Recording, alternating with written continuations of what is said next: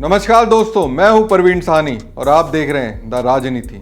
दोस्तों, इस वक्त जितने भी सैटेलाइट चैनल हैं उस पर अगर नज़र घुमाएं तो पाएंगे जो असल मुद्दा है वो गायब है। कहीं भी उस पर चर्चा नहीं हो रही है। अब अखिलेश यादव की राजनीति के केंद्र में उत्तर प्रदेश है। जाहिर सी बात है वो इन चैनलों पर उत्तर प्रदेश के इस वक्त की बेसिक मुद्दों को ढूंढते होंगे योगी की अगुवाई में चलने वाली बीजेपी की सरकार किस तरह से काम कर रही है, उसके बारे में कुछ चैनल वाले दिखा दें जिससे सरकार की आंख खुले और यूपी की जनता को फायदा हो। लेकिन ऐसा कुछ नहीं दिख रहा है।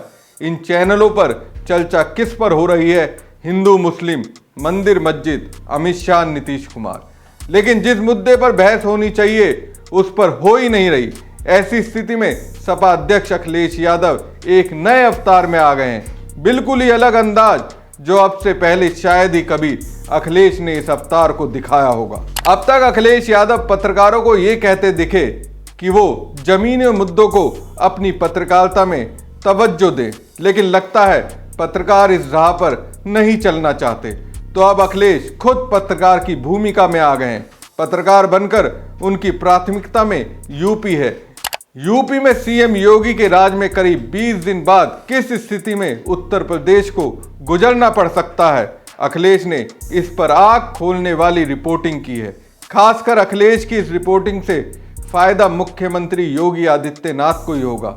अखिलेश की ग्राउंड रिपोर्टिंग ऐसी है जिसमें वो सबूत के साथ मुख्यमंत्री योगी आदित्यनाथ को कह रहे हैं, सतर्क हो जाइए, अगर नहीं संभलेंगे यूपी तो छोड़िए, देश से आगे दुनिया में भी फजीयत होगी।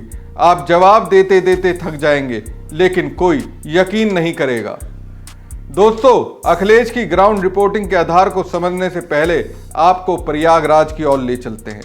पीएम मोदी प्रयागराज में लगने वाले महाकुंभ 2025 का औपचारिक आगाज कर चुके हैं। अब महाकुंभ को अंतिम रूप दिया जा रहा है। 13 जनवरी से महाकुंभ की शुरुआत हो जाएगी। बचे हुए समय में मेले की सभी तैयारियों को पूरा करने का दावा किया जा रहा है। प्रयागराज में भव्य और दिव्य महाकुंभ बनाने के लिए योगी ने तेज तर्रार 5 अफसरों की तैनाती की है। महाकुंभ को सफल बनाने का जिम्मा इन्हीं अफसरों के कंधों पर है।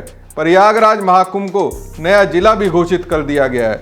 साल 2009 बैच के आईएएस अफसर विजय किरण आनंद को मेला अधिकारी बनाया गया है। वो महाकुंभ मेला 2025 के मेला अधिकारी हैं। सीएम योगी ने आईएएस अफसर रविंद्र कुमार को प्रयागराज का जिला अधिकारी बनाया है। महाकुंभ शुरू होने से पहले योगी ने उन्हें जौनपुर से प्रयागराज का डीएम बनाकर भेजा। महाकुंभ 2025 से ठीक पहले प्रयागराज के पुलिस कमिश्नर पद की जिम्मेदारी आईपीएस अफसर तरुण गाबा को सौंपी गई। आईएएस अफसर आकांक्षा राणा को विशेष कार्य अधिकारी कुंभ मेला प्राधिकरण बनाया गया है। महाकुंभ में किसी भी तरह की अनहोनी ना हो, इस पर पुलिस प्रशासन को सख्त हिदायत दी गई है। योगी ने आईपीएस अफसर भानु भास्कर को प्रयागराज जोन का एडीजी बनाया है। दोस्तों, देश के 4 शहरों में आयोजित होने वाला कुंभ मेला दुनिया का सबसे बड़ा धार्मिक आयोजन कहा जाता है। कुंभ मेले की उत्पत्ति का वर्णन 8वीं शताब्दी के दार्शनिक शंकराचार्य ने किया। कुंभ को लेकर मान्यता है कि देवताओं और राक्षसों ने समुद्र मंथन के रत्न कहे जाने वाले पवित्र घड़े यानी अमृत के कुंभ के लिए लड़ाई लड़ी। ऐसा माना जाता है कि मोहिनी का रूप धारण करके राक्षसों के चुंगल से भगवान विष्णु ने कुंभ को निकाला था। जब वो स्वर्ग की ओर इसे ले जा रहे थे तो बूंदे उन 4 स्थलों पर गिरी जहां कुंभ मनाया जाता है। हरिद्वार, उज्जैन, नासिक और प्रयागराज, ये 4 जगह हैं। इन्हीं 4 जगहों में से एक प्रयागराज में इस बार महाकुंभ का आयोजन हो रहा है। हिंदुओं के लिए इसकी बहुत बड़ी मान्यता है। माना जा रहा है करीब 45 करोड़ लोग महाकुंभ में हिस्सा लेने के लिए आएंगे। तो ऐसे में वहां की तैयारी कैसी है? अब इसी पर सपा अध्यक्ष अखिलेश यादव लगातार रिपोर्टिंग कर रहे हैं और एक तरह से सरकार की ओर से की गई व्यवस्थाओं की पोल खोल रहे हैं। अखिलेश ने महाकुंभ की अपनी ग्राउंड रिपोर्ट का सबूत एक्स पर दिया है जो कुछ इस तरह से है। प्रयागराज महाकुंभ 2025 भाजपा कुशासन मॉडल का विशेष समाचार बुलेटिन, दिनांक 26 दिसंबर 2024। संवाददाता पीडीए पत्रकार। समाचार 22 में से केवल यातायात लायक केवल 9 पाल्टून पुल, बाकी 9 2 11, मतलब साल भर की कवायद के बाद 22 में से केवल 9 पालोटन ब्रिज यातायात योग्य बन पाए, अर्थात लगभग 40% ही काम हो पाया है। अब जब इस महा आयोजन के लिए सिर्फ 20 दिन और बचे हैं तो बाकी बचे पुल कैसे बन पाएंगे और भीड़ का नियंत्रण और आवागम कैसे संभव होगा? भाजपा सरकार इसे बहुत गंभीरता से ले।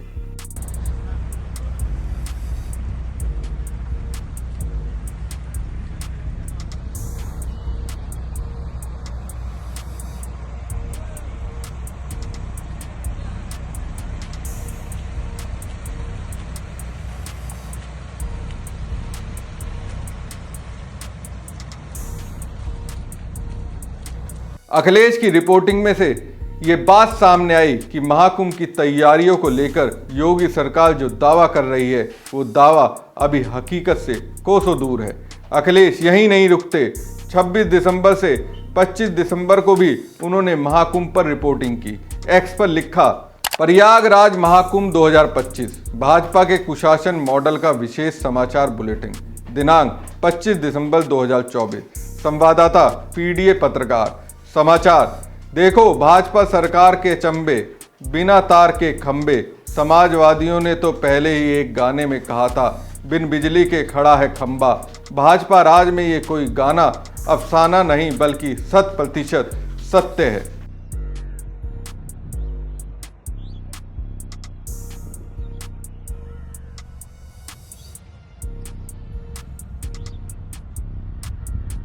अपने इस दावे को ढाल देने के लिए अखिलेश यादव ने आगे लिखा, वैसे खंभों पर तार बिछाया नहीं लगाया जाता है, और वो भी समय रहते, जिससे सभी सिक्योरिटी चेकअप के लिए पर्याप्त समय मिल सके।